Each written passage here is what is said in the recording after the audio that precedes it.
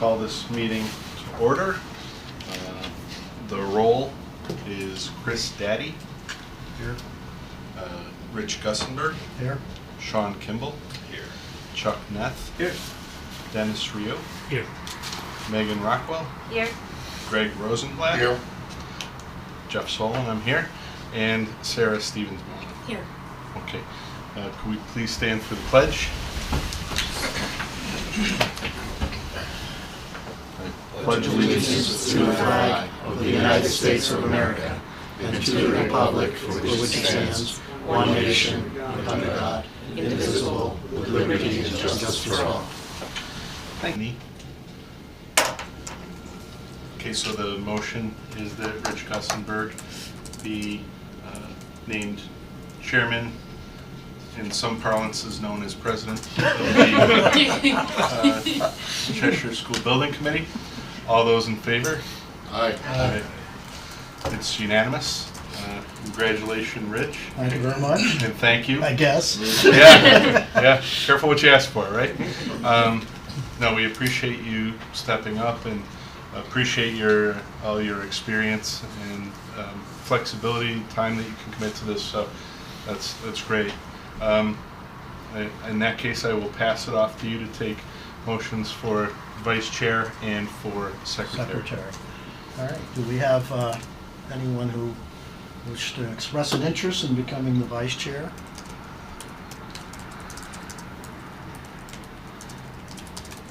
As ex officio members, Sean and I are not eligible to hold those roles. He says with a smile. We have other roles that we have to. What are the duties of the vice chair, other than step in when you're not available, or? That and the fact that, if we end up with a lot of things to do, we will probably share some of the responsibilities as we move along. So, it'll evolve, I think, as it goes.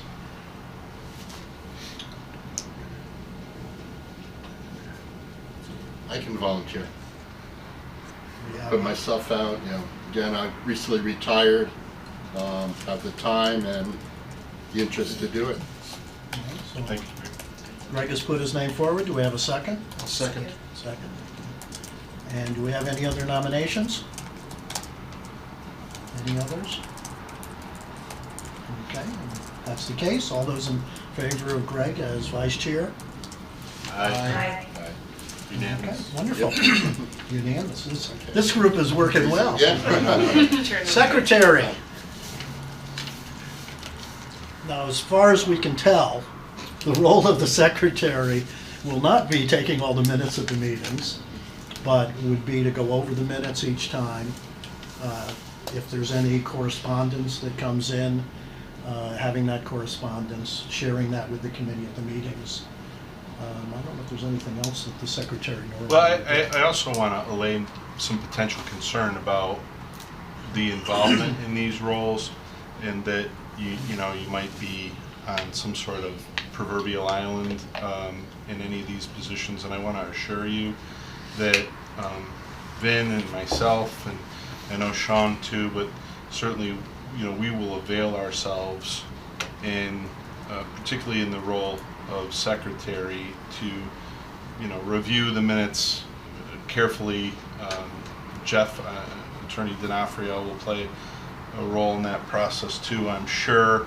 So you're not signing your life away when you agree to be secretary in the minutes. Those will be pretty thoroughly vetted, obviously, before we put anything before the committee. And I'm sure they'll be very accurate anyway. I really hope so.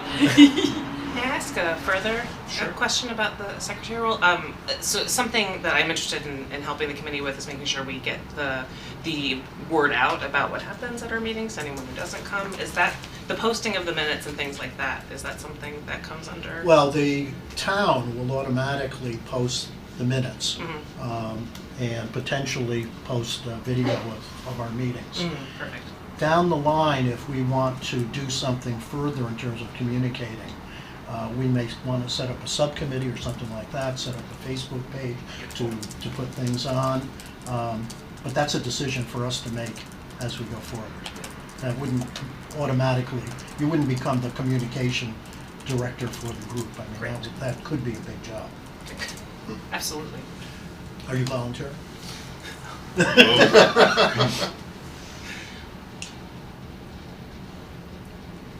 I can volunteer to be secretary. Okay, we have Second. nomination, a very quick second. Any other nominations? At the hook. Any other nominations? No? If that's the case, then all those in favor of Sarah for secretary? Aye. Congratulations. Thank you. All right, This edition of Drag to the Altar is now ended. there we go. It says approval of minutes, but I did not see the minutes from the last meeting. I saw minutes from the There. meeting you guys had for the site visit, but I didn't see the. No, We haven't December received the 5th minutes. minutes? It's the minutes from December 5th, which should be in It's a the PDF. in the folder. They're on the town website also. Yeah, they're in the folder under SBC reference documents. Given that people haven't had a chance to review those and we've just named officers, you may want to consider taking a motion to table that. We can item. table, although I did notice one typo in my bio. Okay. I don't know if we want to correct that now or wait till it's We'll formally do it done. when we bring up the minutes at the meeting. And So- if you want to send Yeah, it to me, we it's can. Wiggin, not Wiggins. Oh, Yes yeah, comes Wiggin and off. Dana? Yeah. Has everybody read over the minutes? I have not. No. I have. Then do We I can have a wait. motion to table the minutes until the next meeting? So So moved. Seconded? Second. Second. All those in favor? Chuck and Sarah, Okay. motion and second. All in favor. Do we also have minutes for the visitation to the sites? I saw those. Yeah, there was- Yes, Cape they're Drive. also in the same folder. So Okay. that wasn't on the agenda though, so we can put both of those items on the next agenda. On the next, yeah. And now maybe I should be looking to see if things like that are popping up, but You know, some, typically I email you, so I can't remember if I indicated if that was in there or Yeah. not, but I'll definitely. somehow we'll have to make Yeah, sure. I assume that. No, we're I gonna should get- definitely make sure that you guys are notified when they go in there. Yeah, okay. So we'll put those both on for the next meeting. Review approval of requests for qualifications. Let's take the architect one first. Given that this is a working meeting, I don't know if people want to spend a little time going through them. just Oh, now. yeah. Just take some time right now to review that before we go into discussion. So I guess my first question, Jeff, these came from you or these came from? So Attorney D'Onofrio provided a template Okay, to us, which Vin tried to update. I updated, passed them on to Sean. In no way are these distribution ready as of today. They're still very much draft format to try and nail down 3 substantial documents in time to get them to you today. So, we would encourage you to try and review them again. I know several of you already looked at them, but let's give another review before we move anything so forward. the architect one that we have says Norton Elementary. I assume there Right. would be 2 that would be Well, identical for the 2 If we different could, schools. if you're comfortable, asking Jeff, I know we've talked a little bit about 2, they're 2 separate projects, and if you want to ask him to clarify if that's indeed the case, or if we're safe going with one, I don't. Well, you should do one RFQ per professional scope, because if you're gonna do an RFQ for a professional for both schools, it's gonna get confusing to potential respondents. Some will think that they're gonna be the architect for both schools if they're selected. Others will think that if they don't wanna do both schools, then they shouldn't respond. So we would do 2 RFQs, one for Norton, one for the North School. Yeah. And then potentially you could have one large architectural firm that you hired for both, or you could end up hiring 2 different architects. Yeah, that's something you deal with in the RFP stage. Okay, Right now, you're just looking for qualifications. all right. Do you, in your professional experience, Jeff, do we need to articulate in that RFQ that you could submit one for both schools, or? It doesn't hurt, Yeah, okay, yeah. you know, you're not giving them a proposal for I'd it. rather, if we're gonna keep them separate, let's keep them separate so as not to confuse the respondents. But if you, in the, I think what Jeff was just saying, in the RFQ phase, if we're, we are putting out two, Right, but if you are the same firm, you don't have to submit two separate RFQ packages of all the same It'd documents. be exactly the same, yeah. Why wouldn't you have to do that? So Yeah. it wouldn't meet the Yeah. RFQ then, right? Yeah, why not? Wouldn't you just It's the copy same. paste the same stuff? it's the same response, but Easy then as they pie. have- The issue is that in order to be considered for the RFP phase on the project, they need to submit a response to the RFQ. If they want to submit the same response and just change the names, that's fine, but we don't have the ability to issue two RFQs and tell somebody you only have to respond to one. Okay, all right, so that's clarifying. Yeah. So, So yeah, that's they awesome. would submit two then. Yeah. All right. So I think the best thing would be for us to go page by page through this, take a look at it, and if we have any issues or questions as we go along. So, looking at the cover page, any questions or issues there? Yeah, I would suggest removing the word design, I'm sorry, removing the word design, design? because that implies the first half of the project only. You're also doing construction administration. Any issue there, You want to Jeff? edit live? Is that what you? Okay. In general, can we have, like, on a document like this, can we just have it where we make our comments and stuff and it shows up with, like, your, like the front bubble pages. that, Yeah, like, we I can was. do I would that. love it if you did that, redline it, Yeah, Yeah. yes, please. Sean's pulling something up right now, which should assist us in that process. Ooh, Yeah, We can cast to the TV, you right? prefer to watch the Smurfs, I guess that's. I thought that's what we were gonna. So right at the top, Sean, it was suggested to remove the word design, where it says architectural engineering. So if I do this, it'll be my edit. No, it won't show your edit. You have to. You go- You have to change it to Track changes. suggesting mode. See where the pencil is? Here. No, keep going to the right. It's a drop down. Oh, Yeah, and then Suggesting. suggesting. okay. Now let me suggest structure. Moving forward, we're Starting suggesting. Now you gotta put design back in, And then delete it. then cross it out. Well, if you hit the arrow up Well, above, you don't suggest that Yeah. design you goes just in. put it back in. Unsuggest. No, on the left Put it hand. back in. Suggested Then suggest mode, it goes. I'm not sitting down here anymore. Yeah, what do you guys want for breakfast? Moving right along, All right, we've now we changed just a highlight. word. Now delete. Now Now I'm we still can- suggesting. Yep. Yeah, All right, now I we're. just delete design. There we go. There we go. Ah, all right. Any other suggestions on?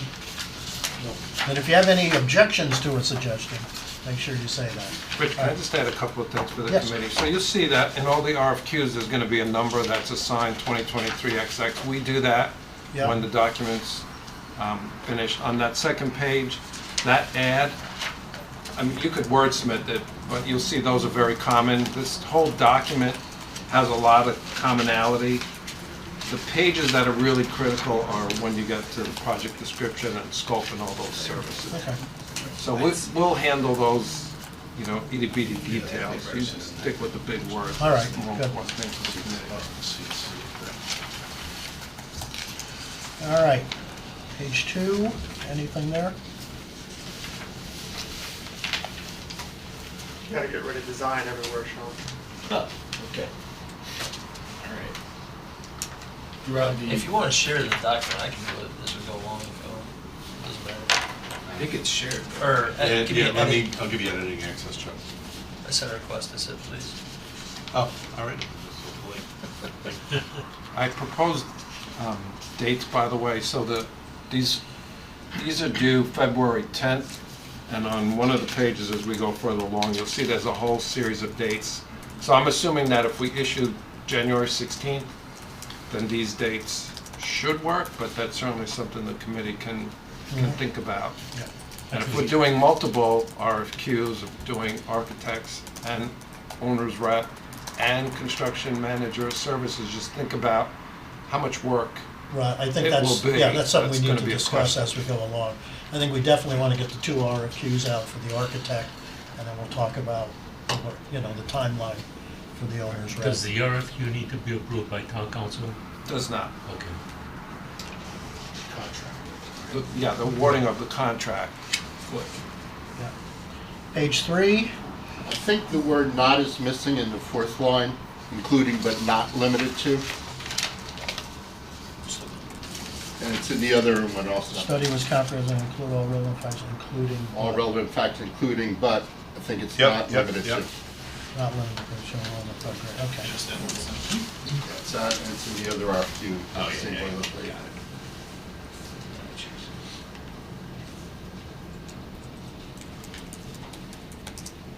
All right, next page, page 4. So I have a general question on this. I had some comments about the educational specifications, and I understand there's a point where we can discuss that with the design professional, but everything now is based on that. Is that a concern at all? The fact that we may, as a group, say, you know what, we want 5 less classrooms and make them bigger, we don't want a gym, or some, whatever it may be, that we might want to change, that we don't know about. Is that a problem at this stage in the game? To Yeah. be referencing a document that we haven't ratified? No, The because state the wants- board ratified that document and submitted it to the state for the approval process. Once we have an architect, we can discuss those things with them and the owner's rep if there are any modifications to be made to that. But that's already been ratified and submitted to the state. It was required to be done before June 30th of this current year.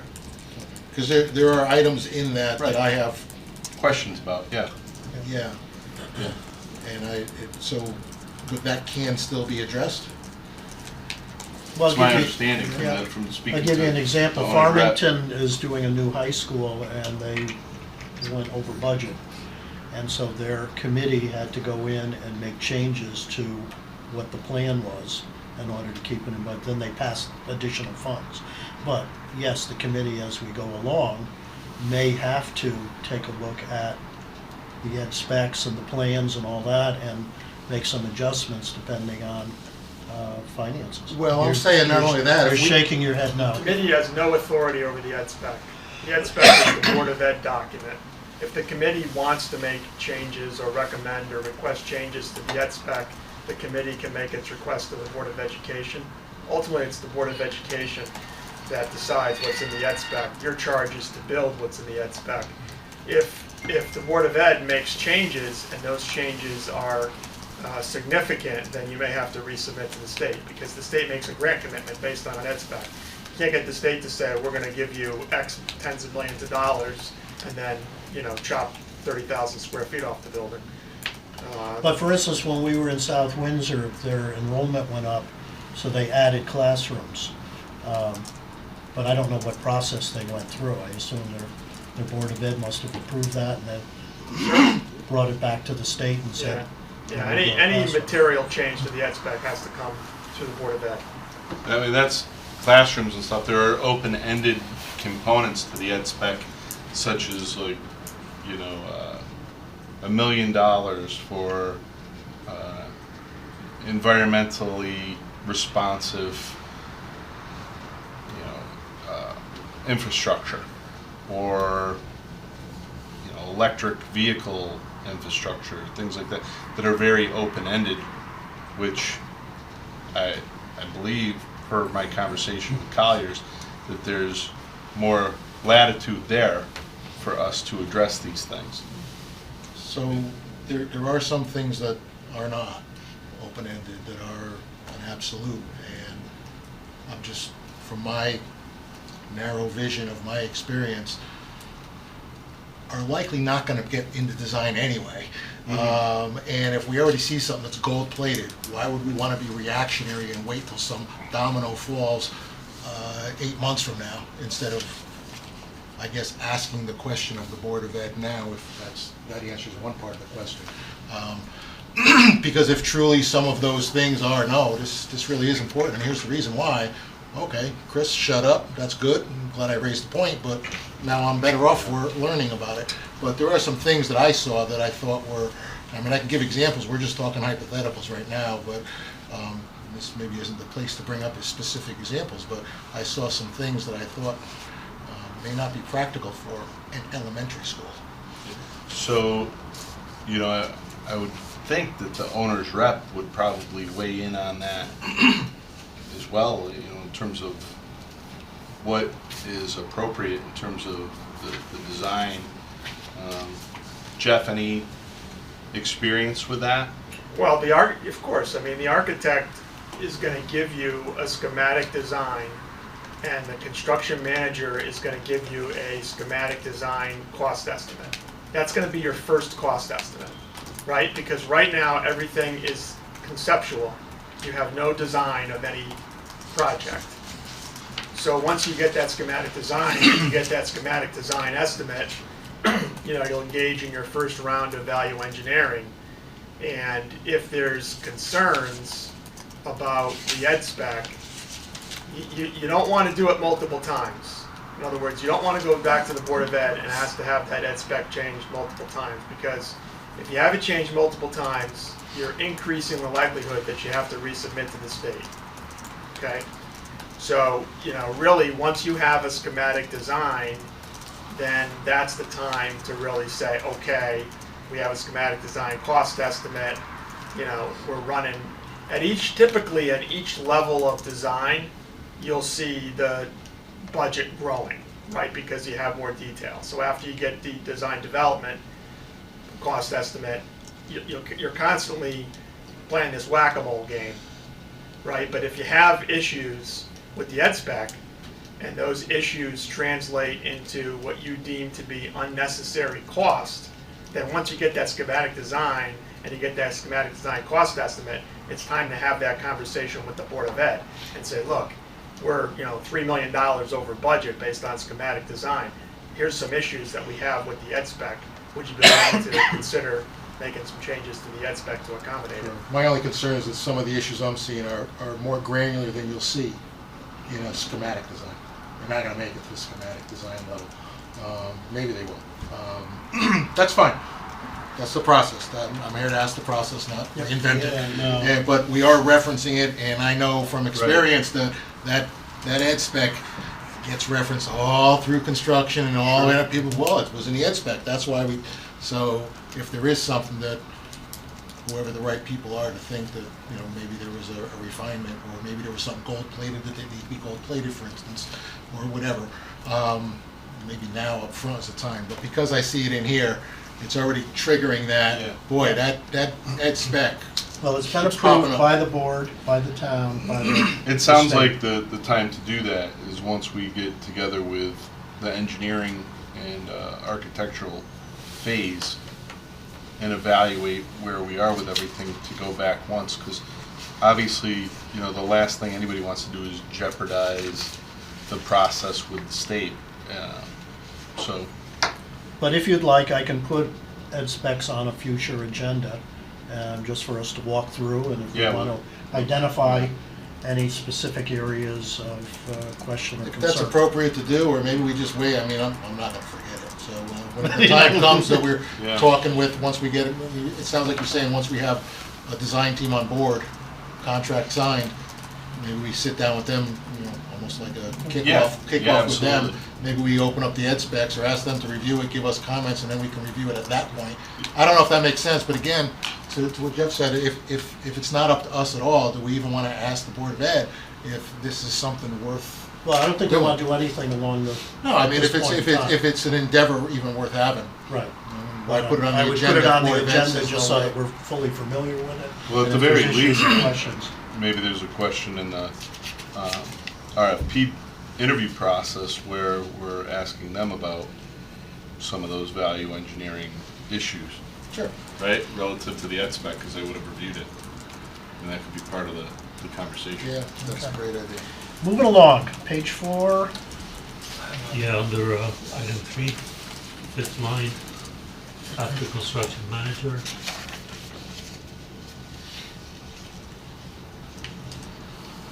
Oh, that's different. Under scope would be the fifth line. So probably in the next page. Qualified construction manager, can we Yep. add the words at risk? Because it does make a difference.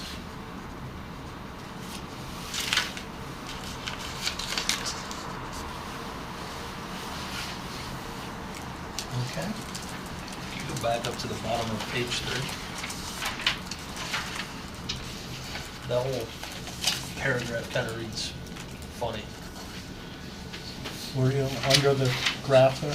Yeah, it's One of just the in new general, schools? like the way, like, so there are no structures on the property at present, it's just there are no structures on the property. And then, so the old school will be demolished once the new one is built. I mean, it's just the Oh, old that, school. yeah. And then, in general, like, when the two new elementary schools are ready for occupancy in August 2026, the elementary schools will be redistricted. Should it just, like, restate, all of the elementary schools are redistricted, it's not just those to balance, like, between the two of Right, them. right. Is that even Right. something relevant to the RFQ? It just kind of explains what the It's just a background. process. on the whole project. So I could clean that paragraph up, to your point. All right. We're back to page 5.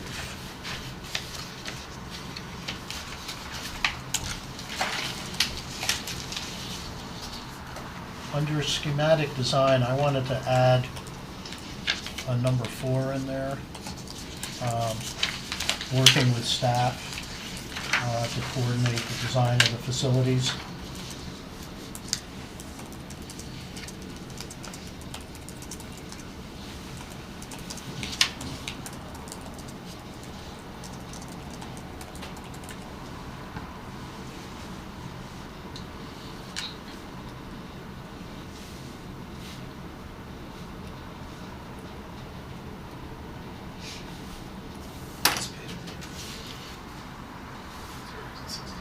No, because they're blank because the formatting on these were brutal, so we're trying to clean that up. The page breaks that were built, I had to have Carol finally do the So one like, today. that's helpful, but no. Rich, you wanted working with staff, Yeah, that the just put a note there. architect will work closely with staff in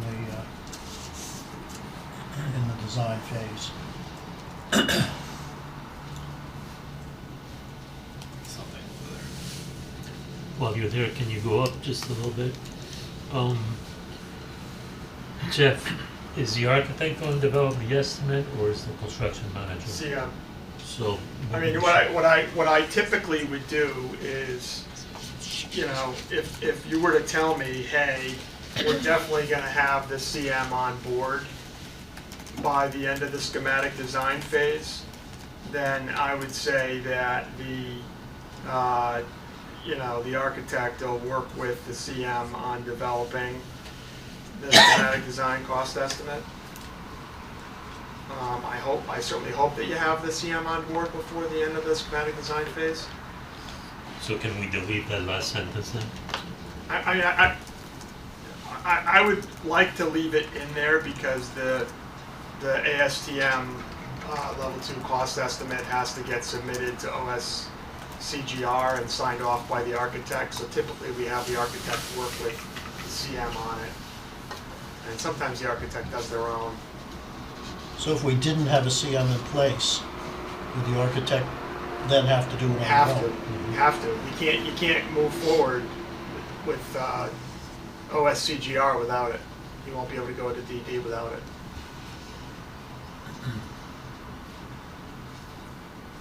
All right, we okay then? All right. Starting at number 2 there, Rich, everywhere it's mentioned, it should be updated to, from Cheshire School Building Committee to the Next Generation School Building Committee. and it's already referenced like NG, SBC in the first page. So just replace all for that. Yeah. Okay. So anywhere in the document, make sure that that's consistent. Yeah, then just in general, there's a couple times where we, like, it writes out everything again, which I already showed the abbreviation once, so it's just cleaning all that formatting up. Yeah, definitely the formatting across all three docs. Yeah. I mean, this was a mad scramble to get all three on your plate. So I definitely understand that there are going to be issues there, but I nevertheless appreciate you pointing anything out so that we're sure not to miss it.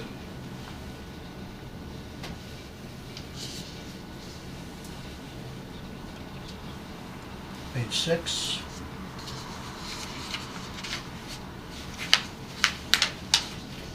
Page 6 is blank, correct? Yeah. Yep. I'm good with 6. Clean. Yeah, his and mine aren't the same. I don't have all those blanks. So I'm up to C, bid for phase for construction. Or B, page 7 is B. Do you have something on B? That's page 7. Okay. PDF doc. Put it in Word, right? Word. Yeah, I'm in Word. Fix it up a Yeah, Took because out they all- were in Word and then downloading. Yeah, I took out all the blanks and everything. Is there anything else? So are we on design, development, and construction document phases? B, Yes. right? B, design, development, construction, document phases. Right. Anything there? What's the sustainable energy option, number 1?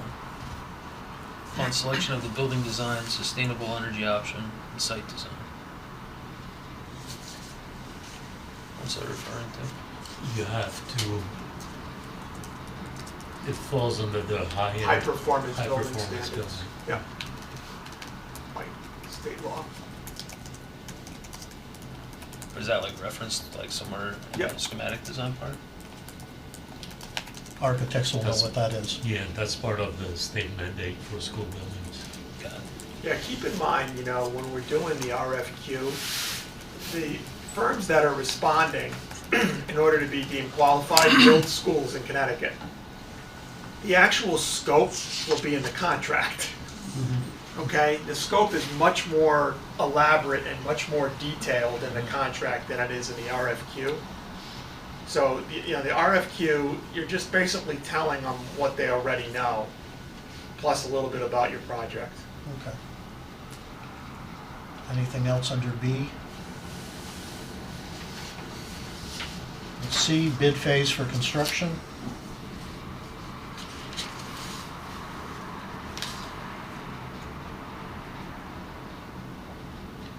Just a general question, the CM is gonna be at risk, so they're holding all the contracts. Why do we want the architect to review the low bidders? I mean, the architect needs to be involved in the scope reviews, Right. because it's their documents that they're bidding on, right? Typically, we have the whole team involved in reviewing who's the lowest qualified or responsible bidder. Doesn't have to be that way. You can have the owner's rep involved, but, it's the architect's specs. Good, fair More, enough. more people looking at it, probably the better off we are. You also want to avoid this scenario where the architect gets upset because somebody missed something in a scope and said, "Why'd you exclude me from the process?" General question for you, Sure. similar note. Since we are just asking for, this is just a request for qualifications. Is there any risk to us for anything missed in general? I mean, what is the risk for us? All we're doing is getting qualifications. The next step is asking for the proposals, and then the next step is a contract, where I would think there is the risk in the details. But Yeah. You could actually do, shouldn't say this out loud, you could actually do like a one-page RFQ and just say, here's the basic qualifications. Minimum 5 schools receiving OSCGR administered grants in the last 5 years that you were the lead designer for, and references. You know, Gotcha. there's kind of an expectation in the marketplace that you use this. Template. Like, I guess what I'm getting at is if we miss a sentence or You're miss not- a you're not- word, you're it's no not- big you're deal. not- you're Not at gonna- this phase. You're not gonna miss anything. Yeah, that's, Trust me, we're not gonna D, miss anything. construction administration. The firms responding may miss something, and we can talk about ready check and peer review at a later date, but that's down the road. Nothing under D? D1, fifth line, after CSVC should be attendance.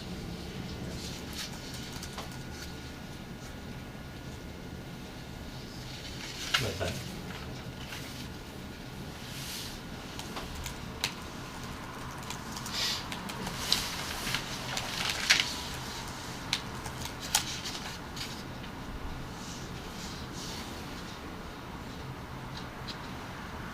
Anything else on D? E, other general requirements. On E, the third and fourth bullet, where it says consultation with town, should be consultation with this committee, with the school building committee. In other words, we wouldn't want people going backdoor to state of planning and zoning, skipping us. You know, should everything go through this committee before it goes to the rest of the town? Yeah, I mean, I understand what you're saying, I don't disagree with it. You know, you guys are the public agency of the town that's charged with building this project. So if you want to change that, you know, the only reason I use town there is there'll be town officials, you know, the building department, the fire marshal, the town engineer, there'll be other town officials that they will need to consult with and coordinate with. Like, would they consult, in other words, how would we know they consulted with, you know, the fire They'll department? tell you when they come to a meeting and give you a report every meeting. It'll be critical path items for them to get sign off from engineering and building and fire. Are we okay? Is that adding red tape then, Jeff? If they have to come to us to then go to somebody else? Or would you recommend we don't do They this? have to, as a matter of professional responsibility and code. They have to see those Yeah, people, they don't need right? they don't need your authority to do any of those things. Yeah. The contract's gonna legally obligate them to Yeah. do those things. So we're safe, you know, putting NG, CSBC there? You could, as yeah, opposed- I mean, you know, you can put whatever you want there. All right. It's not gonna ultimately change their responsibility. Okay. Anything else on E? Just Title, as oops. on the last bullet,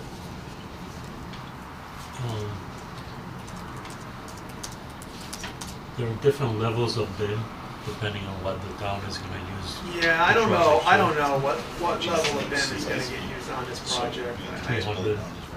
What is BIM? I don't know. So it's building information management Modeling, modeling. yeah. So it's basically a 3D software that all the consultants will be working on. So you have coordinated design.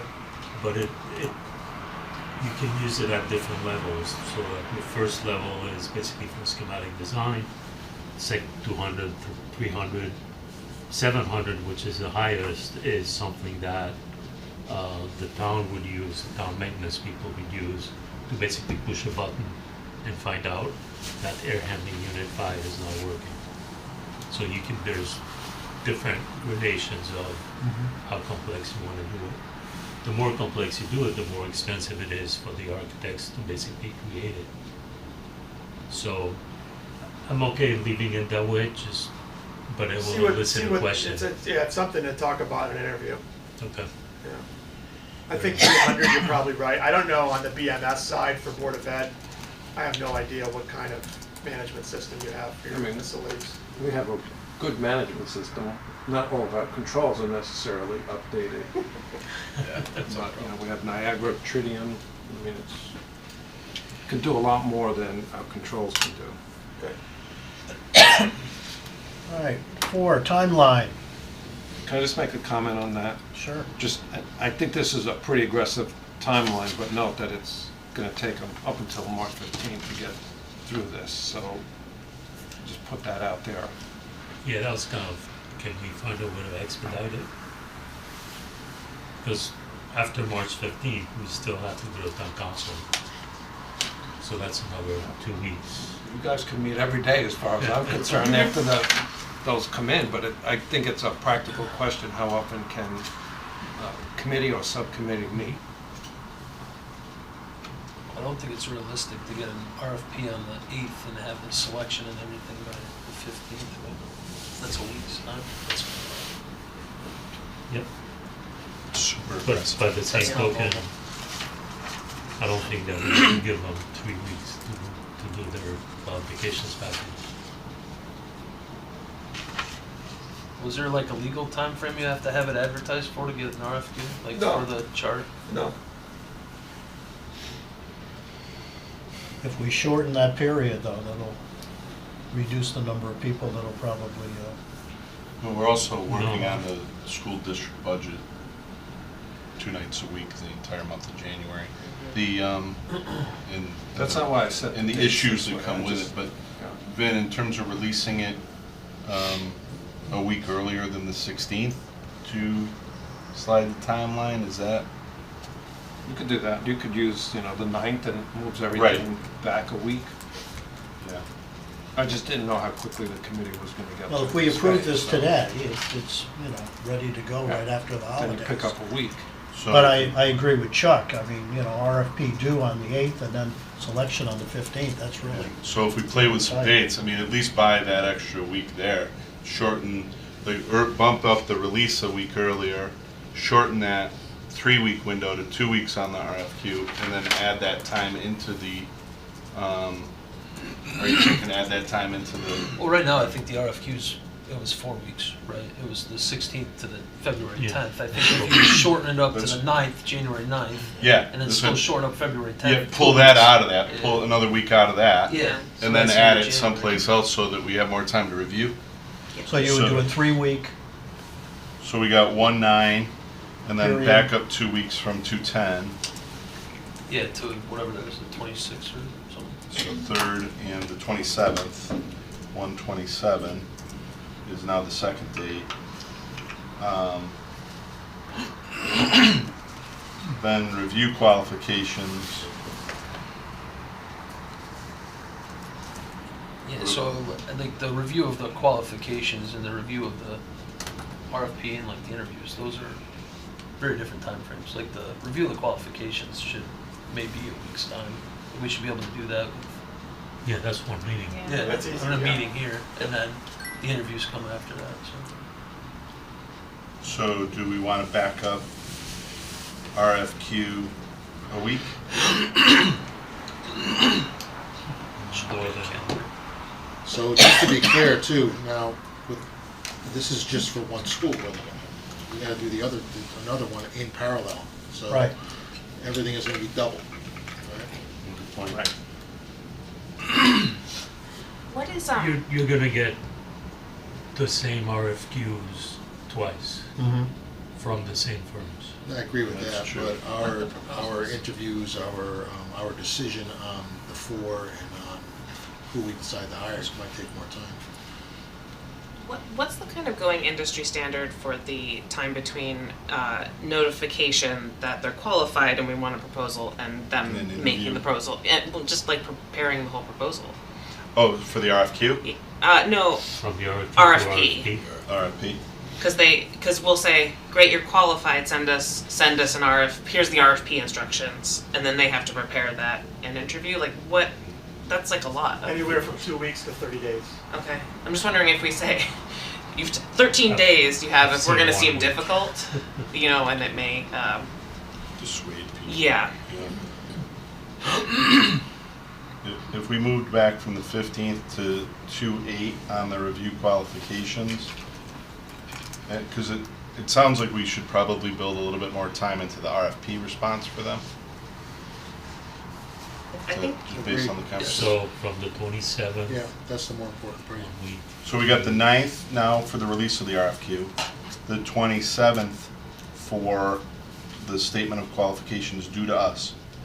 We will review that by the February 8th and notify. Notifications of RFP and interview. What sort of timeline do you recommend there?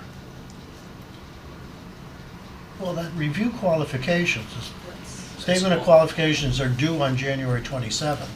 Right. And then we're notifying on whatever that The 8th. fourth date is. The 8th, Oh, the notification. I mean, reviewing, that's gonna take place in between. We almost don't even need that column, or that, You probably want it on a meeting though, right? Like, so Yeah. it kind of depends on whatever the meeting schedule is. So if you did that during the week of the 30th, then your date for that would be the 3rd. Like, just put it as the Friday so you're safe. so we get them on the 27th, say we meet on Wednesday, February 1st. Yeah. We can notify them We can notify on the them. 2nd. Groundhog Day. All right, so the 9th, the 27th, the 1st, and the 2nd? No, February how- 1st and February 2nd? no, how are you going to review and notify and, We review and then Actual period. notify the next day. Because once we've reviewed them, we know who we're notifying. You can notify, was it 4 firms? you Yes, said? up to 4? Yeah. So, the- Yeah, that's what I'm saying, is we'd review them at the meeting. Let's say the meeting was Yeah. the 1st. We'd review them then. you We can can notify. notify them right after we review Yeah. them at the meeting. Like, that's when you're gonna, So you feel that within one meeting, we'll be able to take whatever is, I mean, you could have, Yeah, yeah, no problem, you could All you're gonna do is vote on who you're sending the RFP to. The RFP will be ready to go. so if you get 20 packages, you're You'll gonna get, go through those 20 you'll get packages, 9 to 11. 9 to 11, and you can pick up to 4 of those and say. You get 9 to 11, 3 will obviously be totally unqualified, you'll throw those in the garbage. 2 will be overqualified. Right. So so- February 1st, and then you're saying that, I'd say the 1st, because that'd likely be middle of the week, and then just put it as the 3rd, because it buys you a day. It's a Friday. What, the Notify them on a notification? Thursday doesn't do anything. The notification? Yeah. All right, so we'll go 2, 3 on that. And then RFP due and interview of selected firms. how much time you said they need? 2 to 3 Is- weeks? I'd give them 15 days at least. So the 17th, that's 2 weeks. No, yeah. So if we're talking about the 3rd, the 17th, do we want to do the 24th to Well- build additional time? It should be a meeting date, right? Because that's the day we're doing interviews. Yeah. I mean, you gotta interview the full. Are we gonna be able to interview everybody at the same time?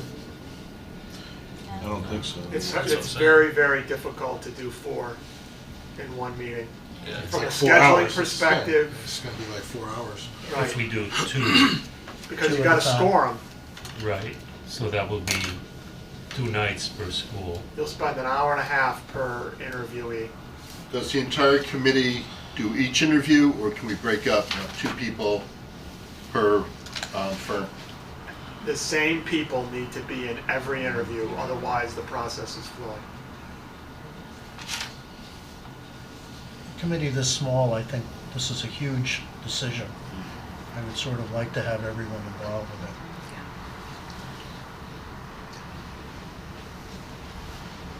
I mean, Is the RFP doing the interview dates the same? and that, well, that's a question I have, and then can we just, I would.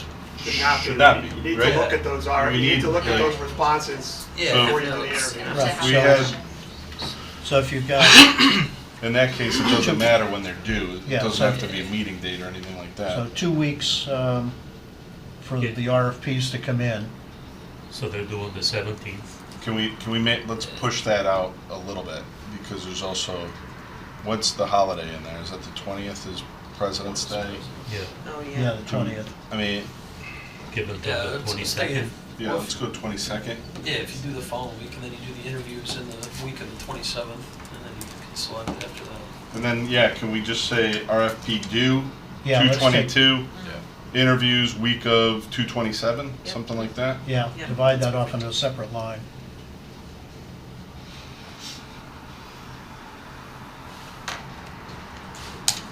So we haven't really gained anything. Well, Yeah, we we can move wait. from March 8th to You 2/27. gained a week in a more realistic schedule. Yeah. Yeah. Because I don't know, that was, made a lot of Sorry. sense. Don't be sorry. I put something out there for you guys to pick apart. Yeah, and you did a good job, Chuck. Nailed it. All right. Much more realistic. Yeah, And we pick RFP's up- due February 22nd. Interviews would be then the next week, the week of the 27th. Yeah.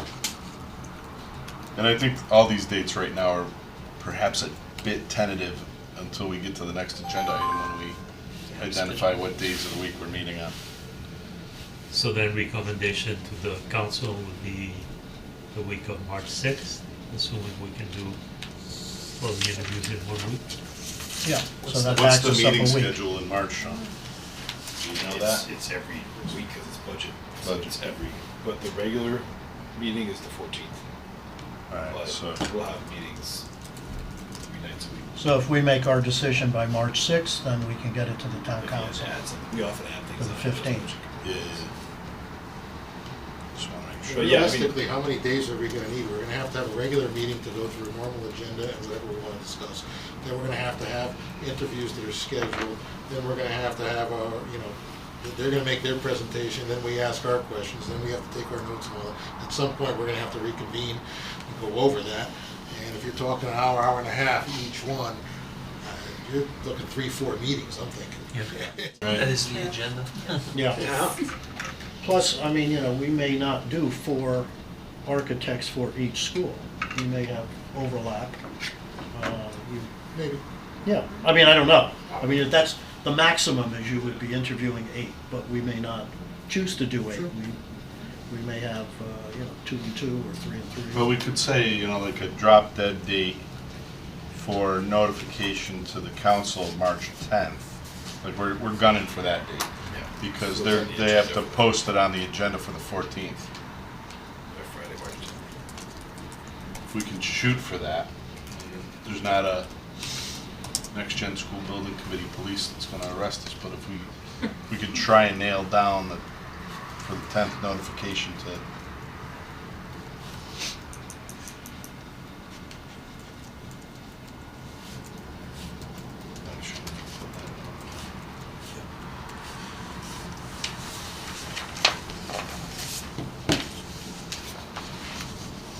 And Jeff, when do we have to have this up to the state? The timeline for the state is the architect has to have certain information by when? Well, there's no deadline. Okay. You're on the clock. You got your grant application submitted. Hey, you're on the priority list. That came out last Thursday. Okay. It's the largest priority list I've seen in about 15 years, over $1 billion. Of course, 300 million of it's one school. West Hill High School, which got approved last year at 240 million, went back for reauthorization because of inflation and is now at over 300 million.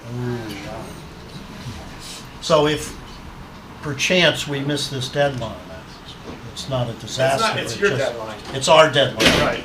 It makes our finishing the school on time that much harder. Yes, sir. Okay.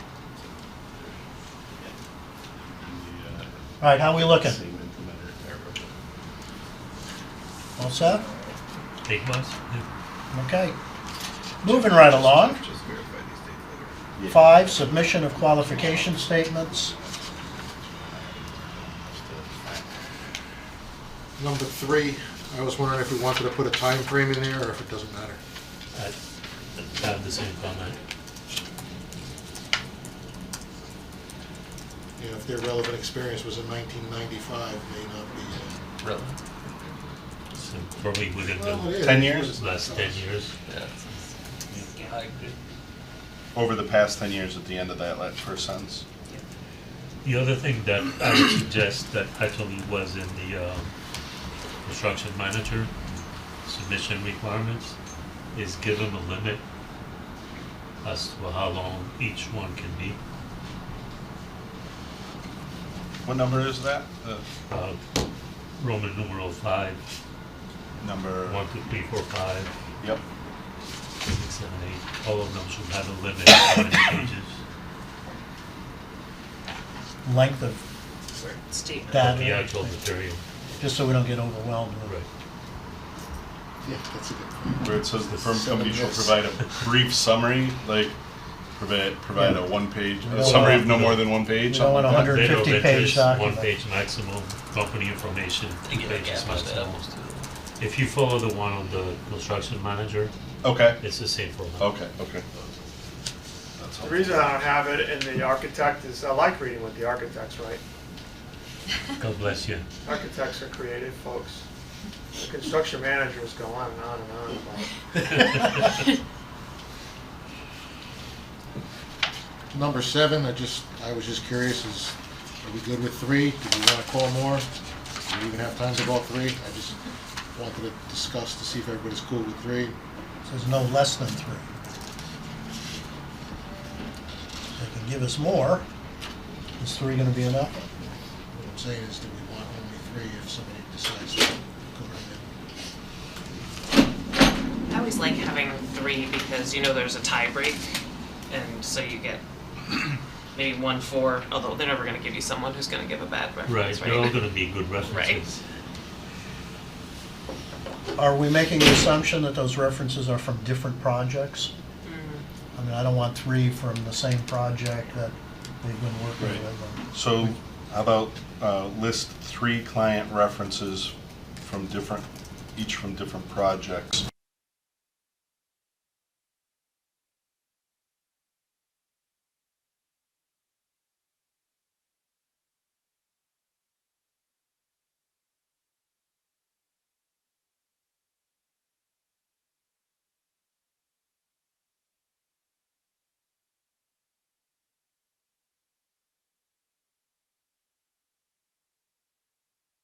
The past few years with a construction budget in the range of 50 million. And then the item 3, at a minimum, lead design team should have designed and implemented comparably sized building design, approximately 75,000 square feet, for at least 2 other municipalities in Connecticut within the past 8 years. So the idea is that the references come from those, so if you want to cross-reference, that's fine. So there's potential 5 references there, 3 school and 2 other. No, I mean, again, the idea is that they give you references for those same they always do. Right. There's a few CMs that have very large portfolios. They give you everything. No matter what you ask for, they'll give you every school. If they built a football field, they'll give you that as a school construction project, no matter what we put in here. But the architects tend to be more responsive. So if you want to specify different number of references or a different time period, you're likely to get more responsive statements of qualifications from the architects, the more specific you are. Is the intent with number 3 to not have schools? Because it doesn't say schools, but the one above it does. No, it should be schools. So 3 should also say school Yeah. building project? Sure. Okay, we'll make that add. That's number 6, Roman numeral 6. Yes, shall. Other school projects.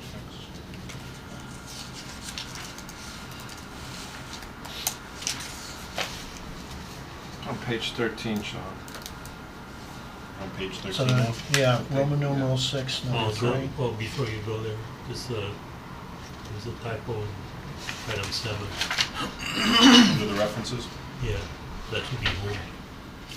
Oh, no. Also in that section on 8 and 10, the default in litigation. 8, it says you, 10, it says your firm. Should both of them say you and any member of your firm? In other words, if there's somebody that recently joined the firm that maybe had been involved in litigation at their previous firm, would we want to know about that? You or your firm? You I or mean, your firm, yeah. it's the firm, you know, I mean, the firm has the E&O insurance, Mhm. so it's gonna be the firm. Right, although number 8 says you. Yeah, you is the respondent. So in 8, it's just you, not you or your firm, or does it matter? Well, the you is intended to be the respondent, not the firm. The individual, not, The firm. oh, okay. It's not gonna, we're not gonna get any individuals responding, it'll be all firms. Mhm. I added the or your firm for Okay. clarification. Yeah, if you wanna clarify that, absolutely. Mhm.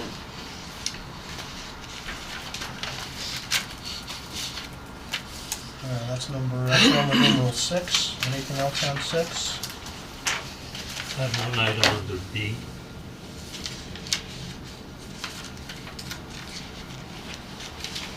Did we change number 3 on Roman numeral 6? I don't think so. Yeah, it's cool. You added it on the other one, not on the. Right there. Not on 6, you added it on 5. So, Roman numeral 6, number 3. School piece? Add the school piece, Chris? Yeah, Yeah, Just put school in front of building. right. yeah.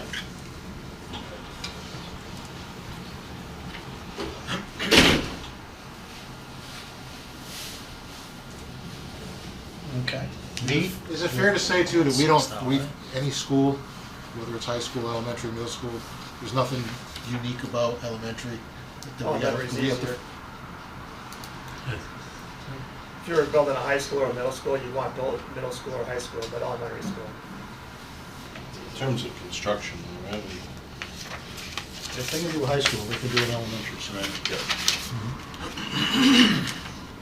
This one may be not necessary, but number 5, where it says licensed to practice architecture and/or engineering in the state of Connecticut, I mean, that means we could get an engineering firm Yeah. that does not have an architect and is not an architect, isn't licensed. Are we okay with that, or do we want to No, make sure we we're not have? gonna do that. That's not an option. So get rid So of. we should take off that and/or engineering. Just say practice, yeah. Practice Just say architecture. in the state of Connecticut. Yeah, Take out engineering. Yeah, the altogether. and/or that's gonna be a and- sub to Licensed to them. practice architecture in the state of Connecticut. And quite honestly, if they do have engineering in-house, it doesn't negate the first part. We definitely want an architect. Yeah.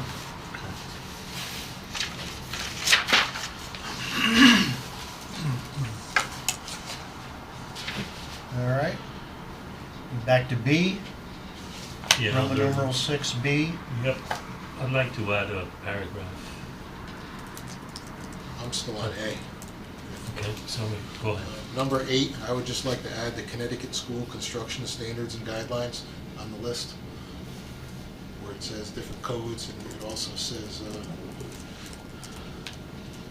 Inc., so that, right there. I'm sorry, could you repeat that, Chris? School Right there. construction guidelines and, Connecticut School Construction Standards and Guidelines. The other thing too is it says Connecticut Code. Should that be the Connecticut State Building Code? So if you're gonna do that, say Connecticut State Building and Fire Codes. Actually, I was thinking about how to incorporate fire. You're absolutely right. Building and fire codes. Thank you. Doesn't it say building codes and NFPA in there? yeah. Then we can get rid of the whole Wasn't that Connecticut. the IBC ones?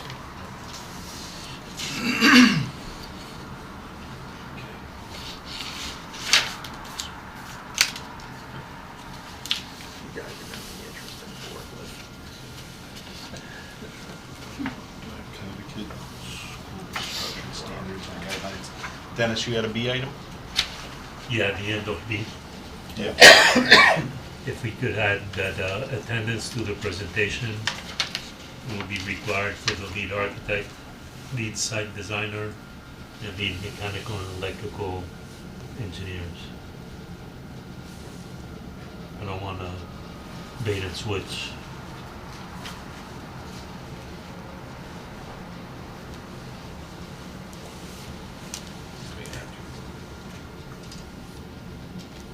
Just pull that up and I can type it. 'cause-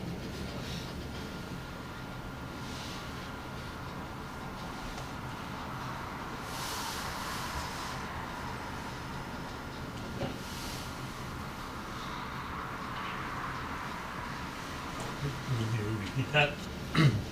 I just need a second to get there, because I'm gonna type this in.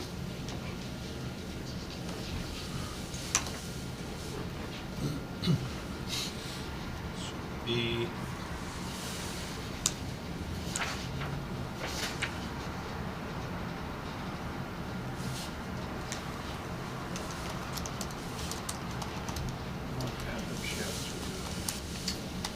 It's okay. Can you share this with Chuck when you get a chance? What's that? I'm watching. It's good. I thought I already shared it with you. This document? I pressed the button, yeah. Oh, you did? Let me double check. Because he's Fast Finger Freddy over here. He thinks Chuck, he you can might do it Yeah, quicker. you're in, you just gotta refresh it. I'm good. Chuck, refresh your screen. That happened to me too. You use it to refresh when you're in. With the lead, and then I just need, Architect. The lead site designer.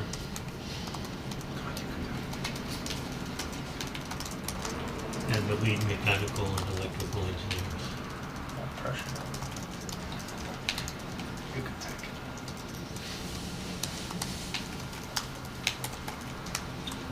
And you can add assign to this project. Maybe we should review Pressure. okay. Thank you. So you want to see the whole team? The team who's gonna be working with us. I don't wanna see And the this came through. vice president of marketing. You get the eight, or you get the A team, and then the people who show up for the job are, you know, The D Well, team? the clown. That will be the one question at the interview. Yeah. It's a contract provision, no substitutions, team is the team.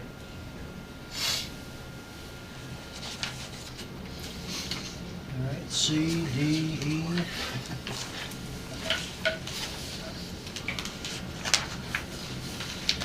Seven, additional information. Eight, general terms and conditions. We're moving right along now. Nine, duties and responsibilities. That looks a lot like boilerplate. Yeah, all of that stuff. Boilerplate, Okay, we all set? So far out, the boilerplate goes all the way up to the end, right? Yep. So if you're feeling good about it, do we have a motion to approve this as amended? Make that motion. Seconded? Somebody second? I'll second. Seconded? Any discussion? I'd like to review the final amended version and everything when it's fine. It gets all the edits. I mean, there's still a bunch of stuff to change in their formatting document. Can we approve it with the proviso that it'll come out to us? Or do you want another meeting in between? Oh yeah, we have to approve it ahead of time. Hmm? When would our next meeting be? We haven't set a Kind schedule. of the next item on the agenda. Yeah, might be Yeah. tomorrow. I got like 5 minutes into this section and thought, geez, we probably should have had the meeting thing first, I guess.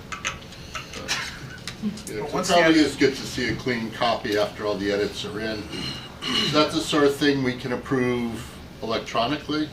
Well, we can send everything out to the group, and I would say barring substantive change. So if there's a typo, you could send that individually back to me, we'll fix it. If there's a substantive change, I guess we would put that on We would have to the have next another meeting. agenda. Yeah. I mean, we And do, the Connecticut law now allows us to have a virtual meeting, so we could do that. We could schedule a, very quick meeting to review one of the RFQs, or, virtually if necessary. We could put a tentative virtual meeting in tonight if we choose, as we get to the next agenda item. I mean, it's going on that January piece of 9th, it, so we- to just review the cleaned up copies, that should take less than an hour if we wanted to do a virtual in early January. What I was gonna say though, if you share the edited document, everybody has rights to edit in suggesting mode. Yeah. And then one suggest- person has to be responsible to just accept the suggestions, and then that becomes the final document. The problem is, Sounds complicated, Sean. sorry, Good. you can't have any meetings by email. So if you Not want by to email. send out the final draft and say, if anyone has any issues with this, contact me, but do not reply all. And Right. then if you see substantive changes or questions, there needs to be a meeting to discuss those and to be voted upon. Yeah. We can't- Alternatively, we could just set a virtual meeting date for early January and cancel if there is nothing too. Sure. I mean, we could do that. Well, did you have a calendar of upcoming meetings? No. Oh, I okay. put out the survey and I have the responses to be Okay. reviewed at the next. Because this is going out on the 9th, we could Yeah, there's set up that. a meeting, It's a meeting. a regular meeting anyway. We're gonna have other things to do with, and just finalize it at that meeting. So, you know, once we finalize, it's done, it's ready to go. Yeah. All right, so then we won't take a motion to approve tonight. We'll clean this up, get it out to everyone. We'll set up a meeting for the first week of January. Yes. But run. Support. I think you already took the motion, so you have to like take a vote on it Did we have a Yeah, I think second we on it? reject- Withdraw now. the Second, motion. and then we have a discussion. I'll withdraw the motion. There you go. I withdraw the motion. You withdrew your motion? There we go. Never happened. Okay. All right, so we're all set on this one. Do we want to take on the owner's rep tonight? Yeah, I would ask that we take on owner's rep. If we're gonna hold off on anything, you know, the construction manager perhaps. I think Vin and I both have a real strong interest in trying to get an owner's rep on as soon as possible. If we could, it's, Are we looking for one owner's rep or one per project? like, I would throw that back to Jeff. Do we have to put out an RFQ for each project for an owner's rep? Same statute. So, yes. Yep. And then could we ultimately hire one owner's rep to oversee both if they One are? firm, you mean? Yeah.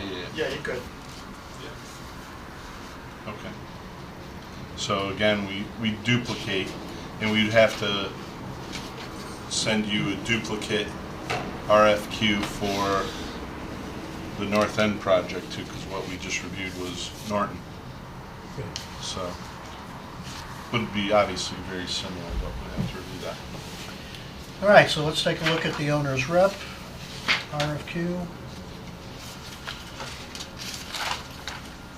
One suggestion would be to remove the word construction after owner.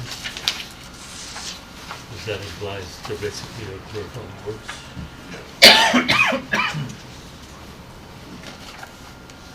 Okay.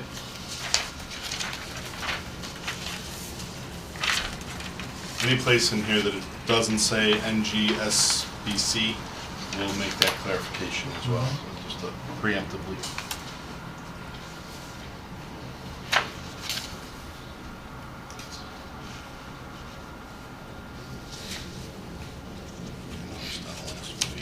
Background information, we had made a couple of changes. Yeah, that not has to be inserted here as well, not limited in Roman numeral 2. Clean up that same Yeah, paragraph. including but not limited, we're fine. I think it's just a copy paste of the whole Yeah. section. Pretty much. Good, I got an iPhone. Already did. Yeah, so whatever was changed in the other one, we just Change it. put it in here. Yeah, on page 3, the last paragraph, the total project cost to construct the two new schools. The owner's rep is gonna base their fee on the construction cost, not the project cost. So can we insert that in there? What, I'm sorry, I was trying to give Chuck No, that's okay. access to edit this document as well. Do you already have that, Chuck? No, I'm gonna ask for it.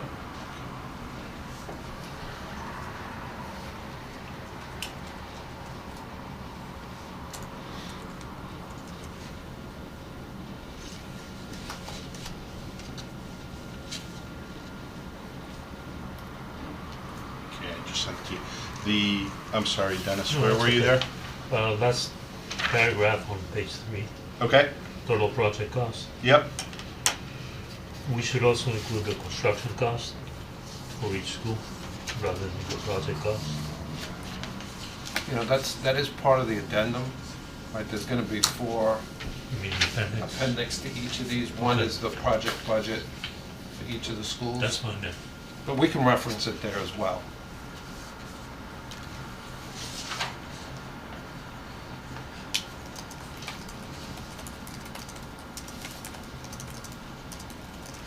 So just the construction cost. Okay. owners rep build their price off the construction budget? Yeah. Is that, Yeah, it's usually like 3%. okay, good to know. Project description, number 3.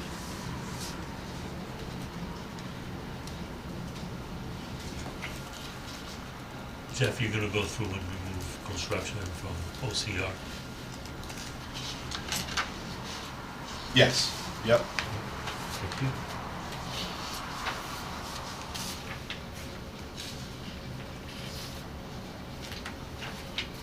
Roman numeral 4, scope. Yeah, under number 2, you can strike out structural engineer, because that will be the purview of the architect. Strike out what? Structural engineer. Oh, The okay. town has to engage the structural engineer directly. For the third-party review. Yeah. Yeah, so that would be, instead of structural engineer, it should be third-party threshold review. What number again? A2. A2.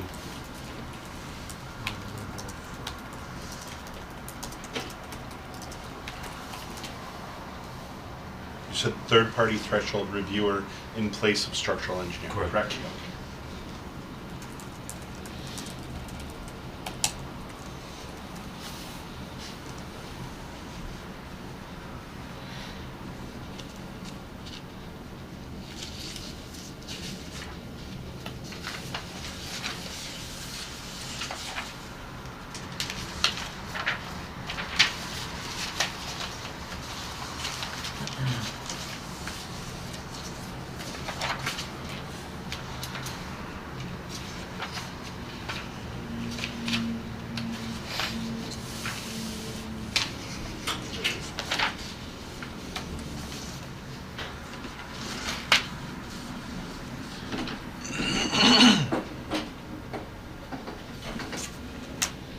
Number 7 is the, did I miss this, is the safety and security subcommittee set up somewhere else in there? Yeah, I just, yeah. Number 7, I'm going to work with the Safety and Security Subcommittee. which, the Roman numeral This is 7? Roman numeral 4, A7. 7, yeah. Or A7. We have not set up a Safety and Security Subcommittee. But it says to ensure with compliance with Public Act 13.3, which made me believe that we had to have one, or no? You don't have to have one, but there's going to be decisions that need to be made during all of the design phases with respect to safety and security aspects, and all of those discussions are going to need to take place in executive session. And it makes no sense to have the entire committee have to have all those discussions with the consultant hired by the architect for the 13-3 compliance. So eventually, you're probably going to want to create a safety and security subcommittee. You don't need anything right now because you don't have an architect. Could we just say, change it to say ensure compliance with the public? Sure.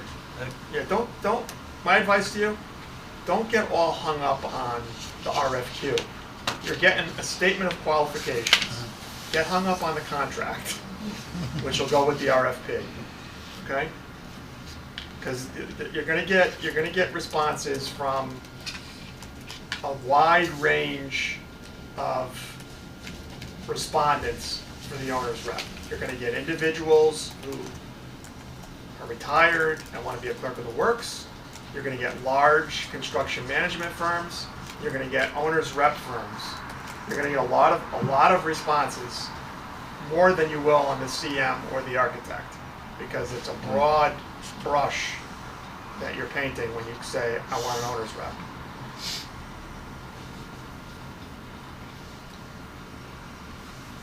So Chuck, So leave I number just seven, said, work to ensure compliance with Public Act 13-3. We'll work with the committee. the committee, and then we'll decide how that committee's structured.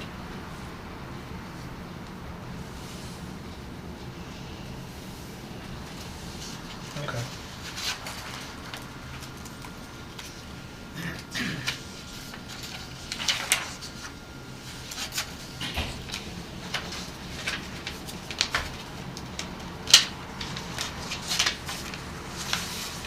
What is CXA? Commissioning agent. Oh, okay. Yeah. CX is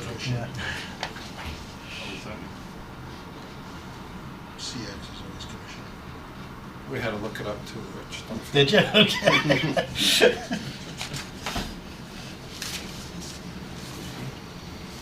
There'll be lots of times that I will feel like I have no idea what's going on. world of acronyms. We can throw a lot of education jargon out there too, don't worry about it.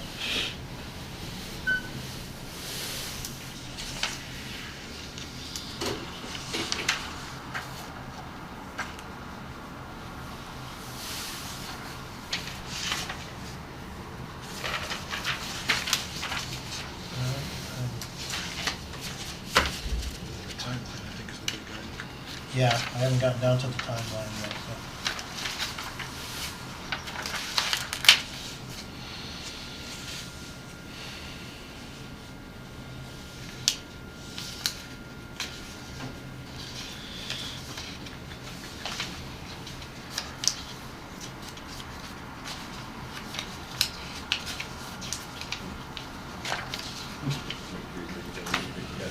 Okay, whenever you're ready, I'm on the timeline.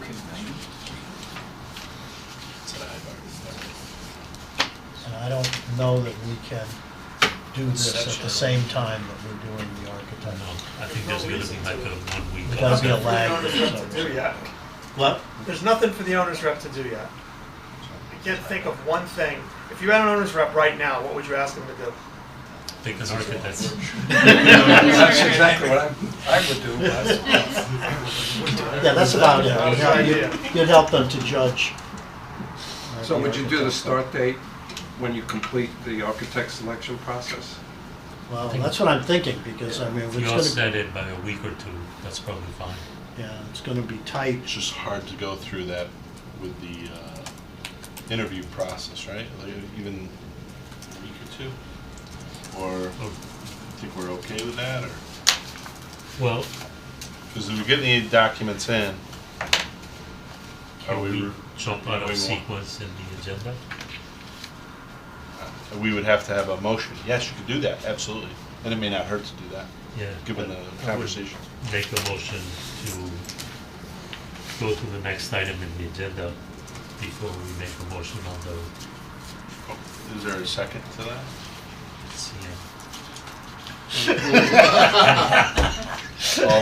Any discussion on going to the next item? What are we doing now? We're going to the calendar? Yeah, I Is that think it the makes purpose? sense, because we kind of committed to a schedule for the architect, and before we commit to a schedule for the owner's rep, just to see how deep They we have are in the Schedule weeds. of meetings? Okay, so we have a motion to table this and to go to the next item on the agenda, so that we can determine our calendar of meetings. You seconded that? Yes. All those in favor? All right. Meeting schedule. In your folder, under SBC reference documents, there's a meeting schedule Excel sheet that is basically reflective of the responses I received for the survey. And I converted each response to a numerical value that represents the highest number of points were awarded to your first selection, 6 points of the 6 selections. Then 5, then 4, then 3, then 2, then 1. One of the Tuesdays I had to delete because it's a direct conflict with town council meetings. So of the remainder, here's what we have left. Okay, I'm not finding that document. Yeah, we did. It's under, Building SBC committee reference membership. document, you said. Then building committee membership. And Oh, it's then- under building committee membership? And then Yeah. it's school building committee meeting Ah. schedule. thanks, Sarah. We don't even really have much to look I'm at. used to like frantic Decoding, clicking. yeah. Frantic clicking through Google Drive is my specialty. It's funny. Yeah, and Sean has it on the board too. So you can see if there was a 6, that meant that it was the highest choice. If there was a 1, it was the lowest choice.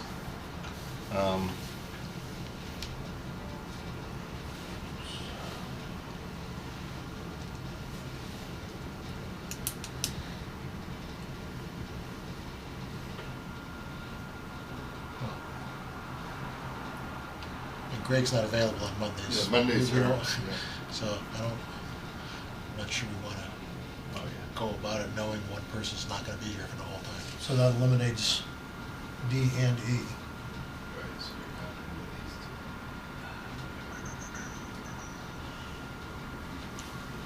So first and third Wednesday, second and fourth Wednesday, first, second, third, and fourth Wednesday.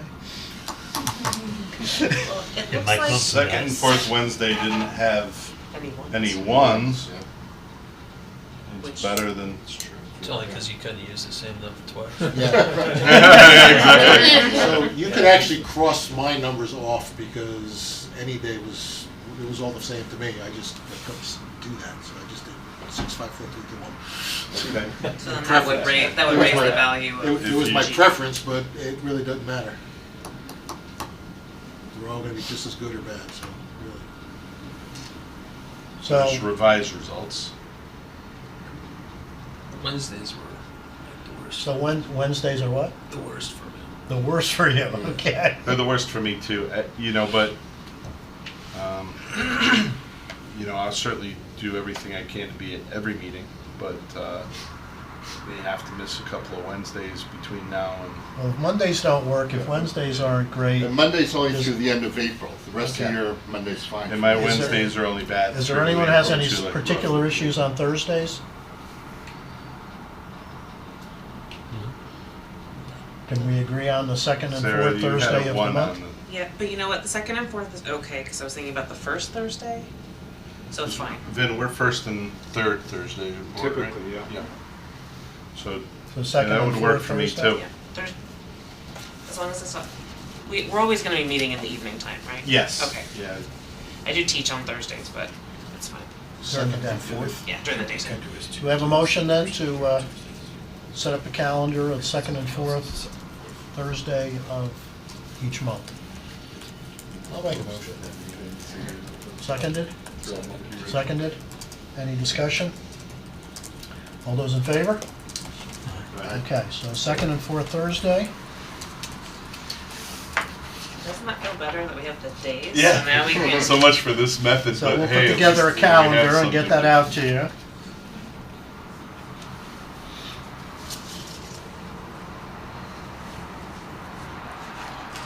Who thinks the next part is gonna be easy now? Would you like to Yeah, say now that? it's a piece of cake. Who We is just it that thinks that's just gonna be? plug it in, right? Yeah, we'll send you a meeting invite. All right, with that said, just, do we have a motion to take from the table the RFQ for the owner's rep? I'll motion that. I'll say. And second, all those in favor? All right, so we're back there. Second and fourth Thursdays of the month, we have meetings based on that. And we want to push this so that it's essentially, we're interviewing this after we're done interviewing the architects.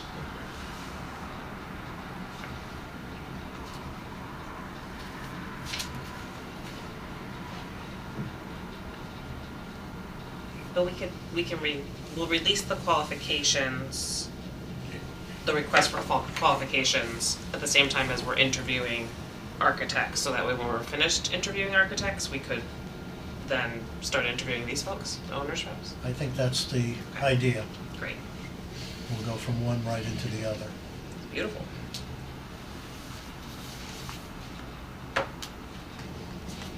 So we're not gonna issue this RFQ at the same time as the other RFQ? I mean, we could, it doesn't matter when we release it, but we won't need to release it as early. We may as well hold off a little while. Nothing for them to do. Yeah. So I don't have the other one.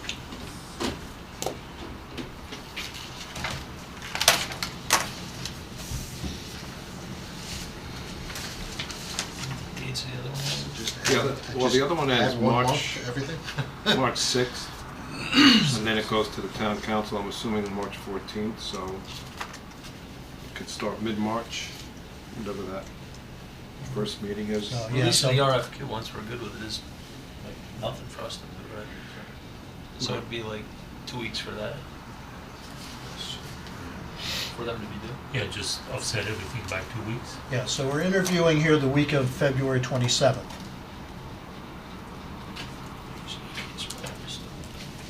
So we could take this whole schedule and just push it so that we end up interviewing for the owner's rep either the next week or the week after that. The week of the 13th. We have meetings on the 2nd and 4th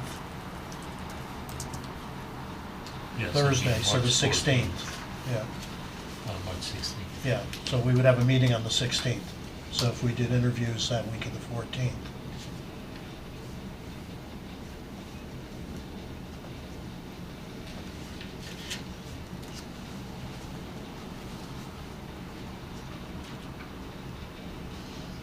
And when's the council meetings? We wouldn't make the March council meeting, it's, you know, it's the, what's it, second Wednesday? The town Second council? Tuesday. Second Tuesday. So why don't we give ourselves a little breathing room? So this is, end up going to the council in April. April 12th, April 11th. Yeah, Right. that's one thing is like work backwards from that date and just back off the 2 weeks or whatever. Yeah, So we can actually do interviews the week of the 27th of March. So what is the Friday before the April 11th meeting? That would be the 7th. Before the town council, that would be the 7th. right, so we would have to have a recommendation to the town council on the 7th.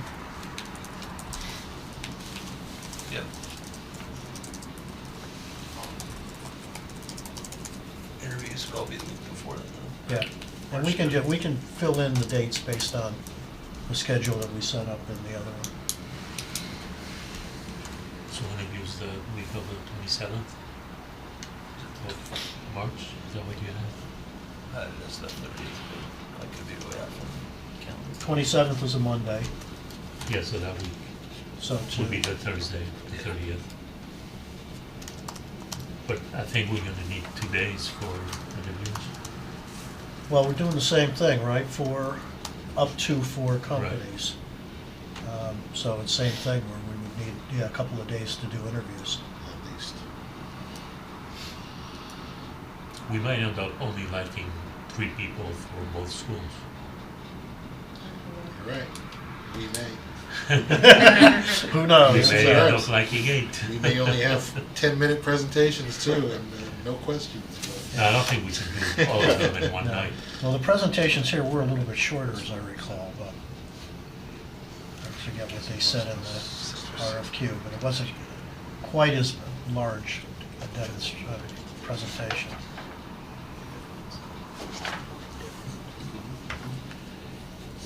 All right, so we'll rework those numbers, and we can bring this back at the next meeting anyway.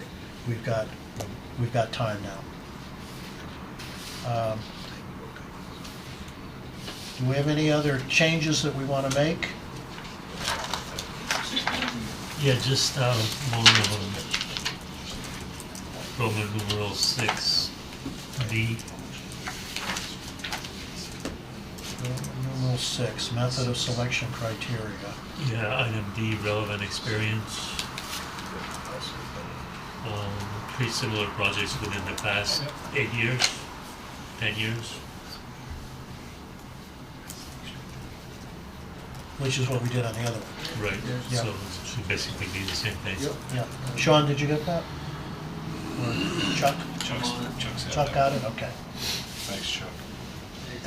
Sidebar, Your Honor. Yeah, so,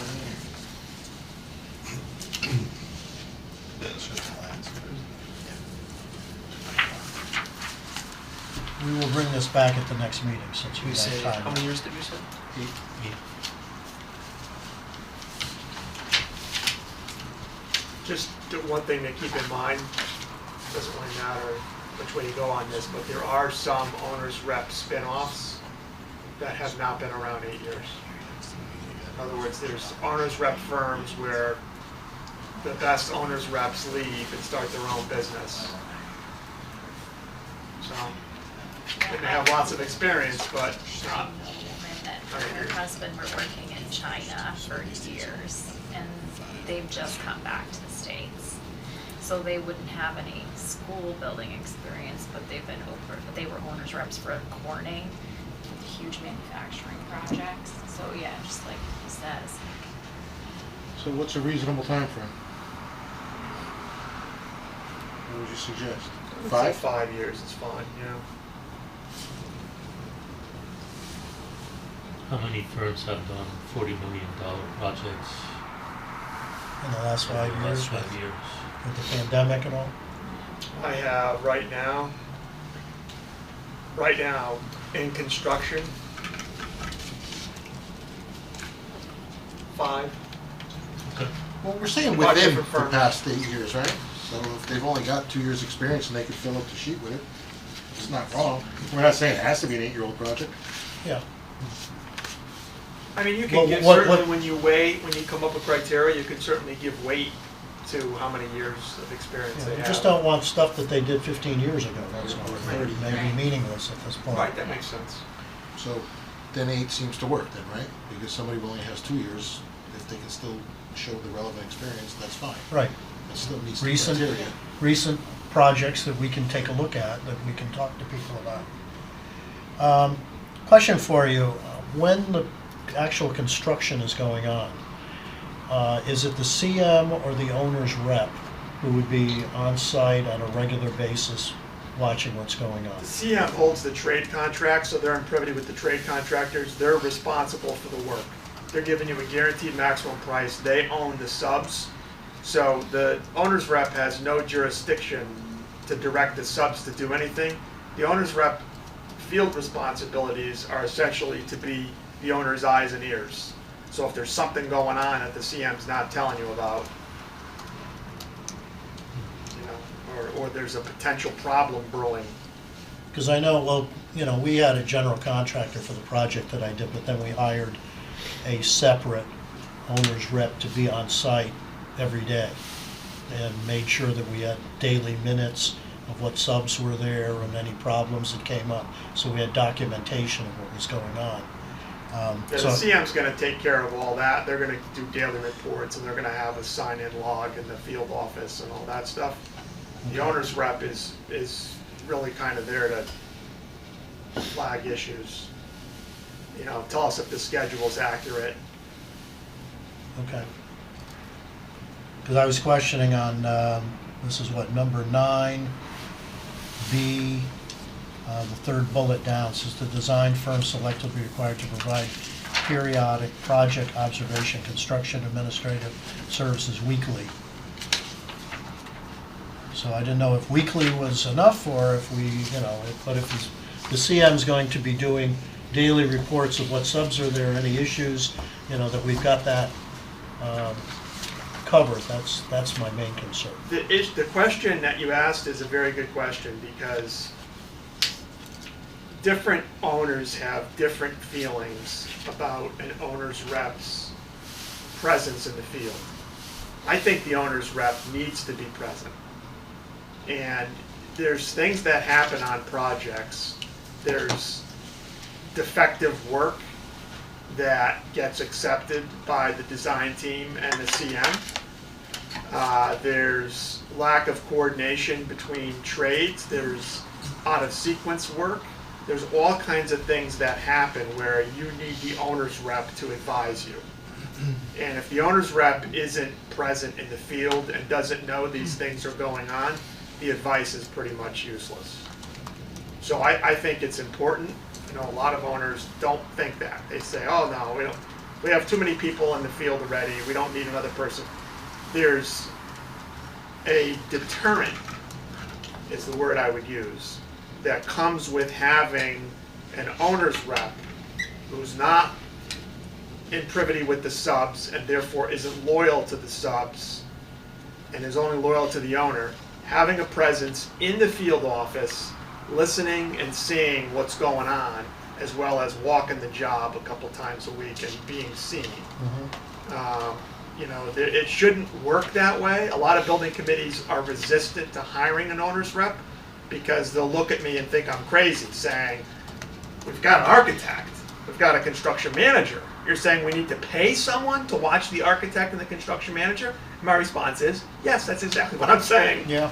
I Okay? agree. Because it's a best practice. And in some states, it's actually the law.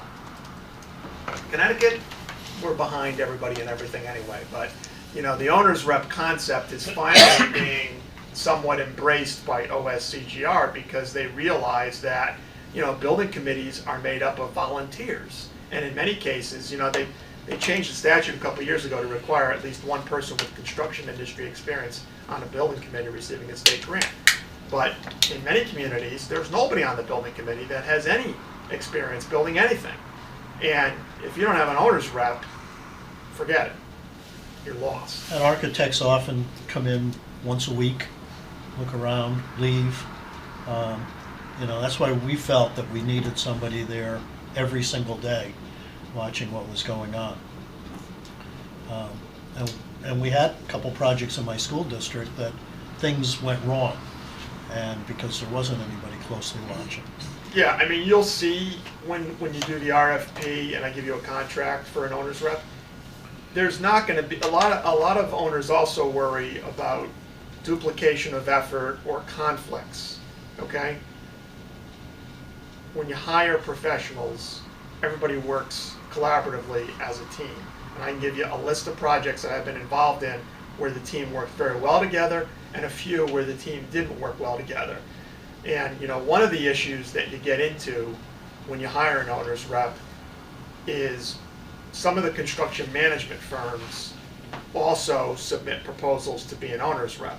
Now, the interesting thing about this project, these two projects, is you're doing it in the unusual sequence.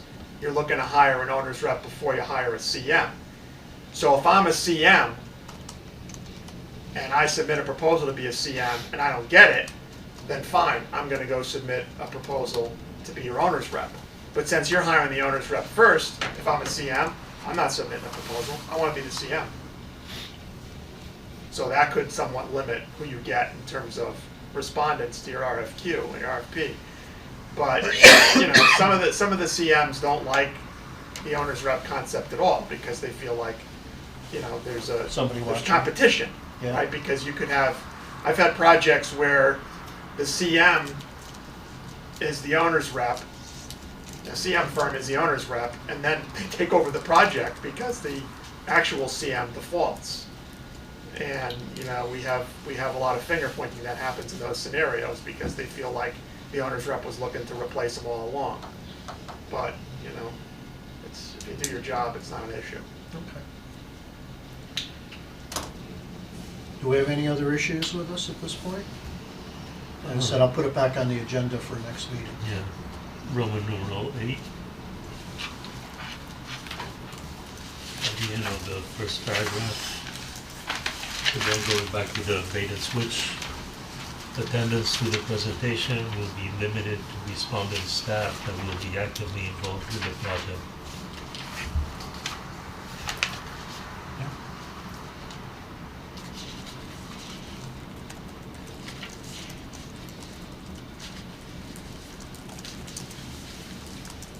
Say that again, limited to what? Will be limited to the respondent staff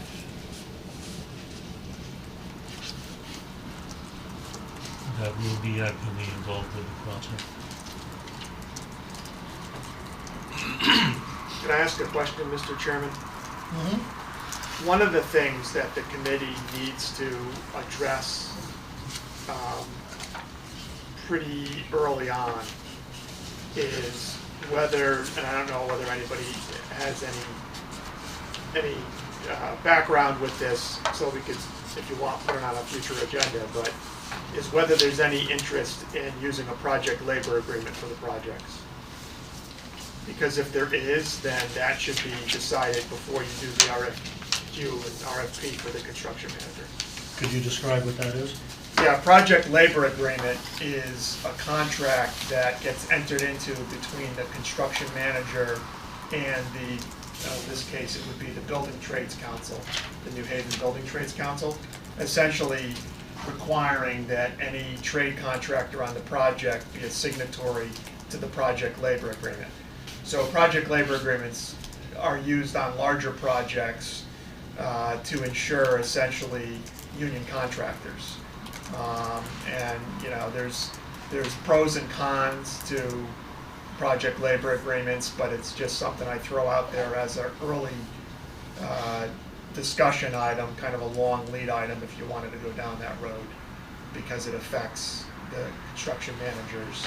Some construction managers don't want to work on jobs with PLAs. Okay.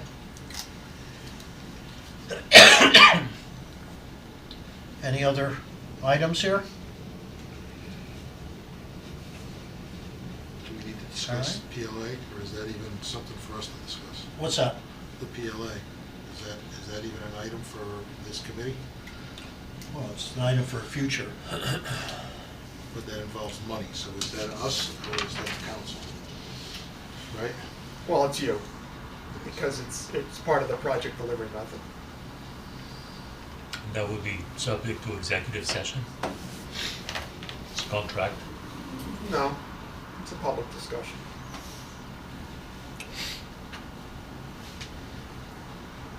And you suggested doing that around the time that we finalize the contract or the construction manager?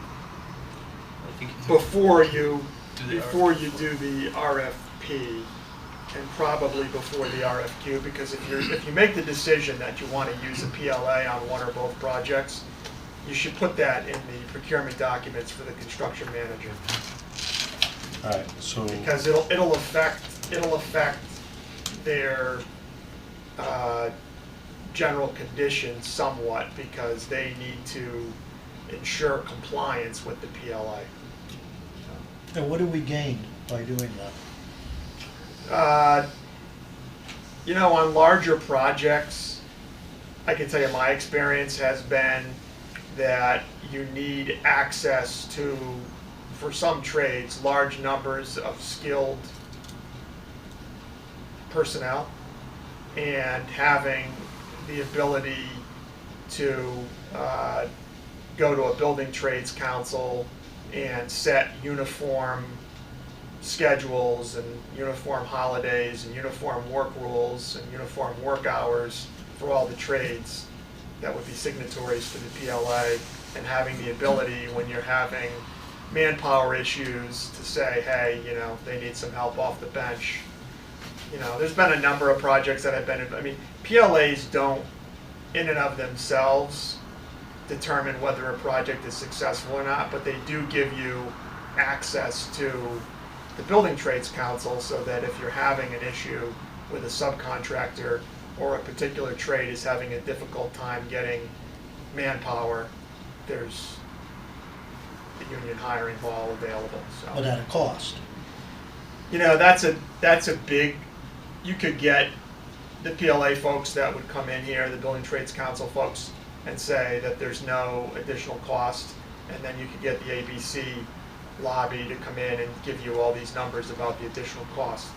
The bottom line is that you don't know, unless you build the same project at the same time with a PLA and without a PLA, you can't say, nobody can say that there's a greater cost, because it ultimately comes down to whether or not the project is built on time and correctly. So if you look at the upfront costs, right, then typically you're going to have higher bids on bid day if you use a PLA, because you're going to restrict the competition for bidding. But then again, if you have contractors that fall behind schedule or aren't able to get a sufficient number of bids, you know, ultimately, I think it's very difficult to say that a PLA costs more than not having a PLA. I can give you projects, I can tell you right now, okay, examples of projects where if we didn't have a PLA and we didn't have the Building Trades Council available, the job wouldn't have been done on time. So you're saying without the PLA, the subcontractor who, for whatever reason, has a manpower issue, they can't go to the, they can't get the, go to the labor hall and... If they're a union contractor, sure they can. Okay. So we're not precluding union contractors? Not at all. They might still win the bid and might still have all that? Absolutely. And as far as missing deadlines, that really has nothing, in my mind, unless I misunderstood you, whether we have a PLA or not, if they're missing deadlines, that's their problem, right?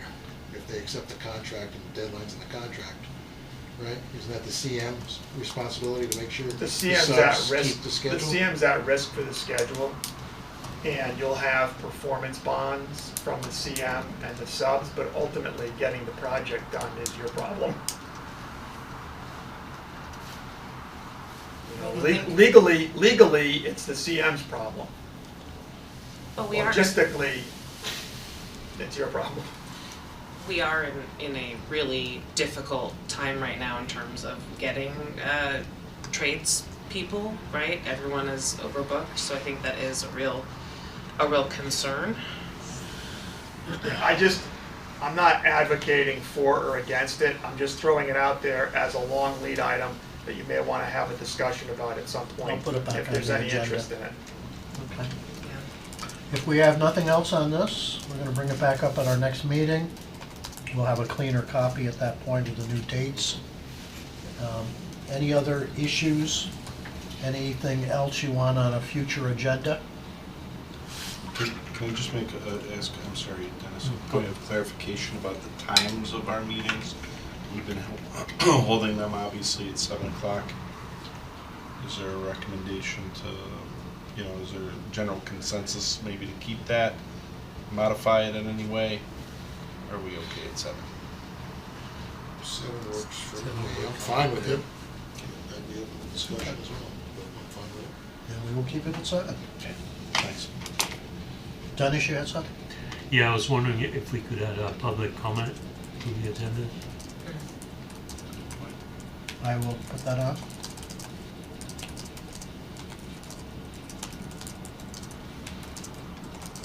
Okay, if we have nothing else, I'll take a motion to adjourn. Nobody wants to leave? Second? I'll second. It's been moved and seconded to adjourn. All those in favor? All right, thank you all very much. Thank you. Thank you.